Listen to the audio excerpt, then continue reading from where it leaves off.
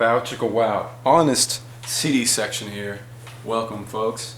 We are sponsored by Cinnamon Toast Crunch today. And the main point here is Vaporwave. I just ran across a song on SoundCloud today by random, a recommendation, and I figured we should go a little in-depth on it, what little I know of and what more I will in the future.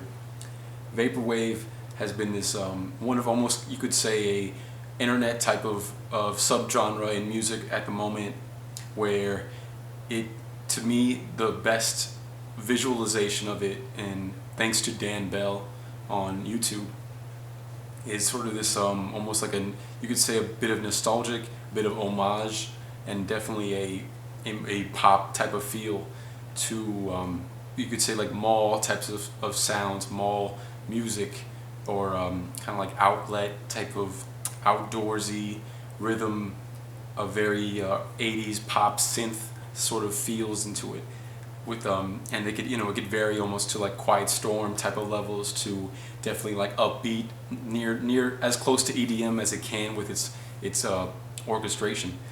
And it's just and to go back to Dan Bell, I might have mentioned this in a past video, but it's always a fascinating thing that his product is, he goes to abandoned or nearly closing down malls, and he documents them basically in their last run of commercialism or commerce. And it's interesting to see like the scope of a store, how big this huge place that could hold maybe like 80 tenants or something, the JCPenney's, the big house name stores kind of collapse now thanks to online shopping and Amazon and what have you. And so to sort of see him, he'll browse around a store, usually I think in his area like Baltimore and up and down the East Coast, just nearly closing malls, and he's made this feature of using Vaporwave music. And then the biggest collaborator I've seen and usually mentioned, and at least the early videos, has been another Dan by the name of Dan Mason, who I believe is central out of Orlando, Florida, so for sure a hometown shout out.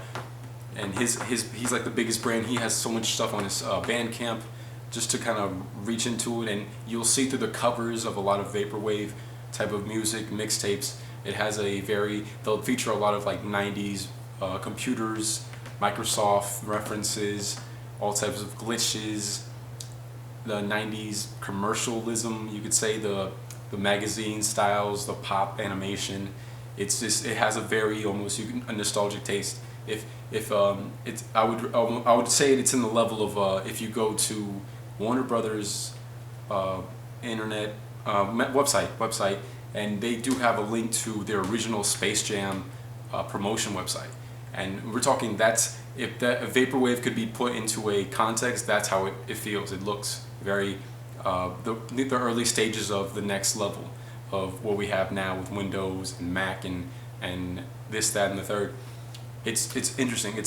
It's one of my kind of favorite, if you could say, a character type of subgenre, and I do want to put it out there for the world and my whatever reach I have to go and search for it.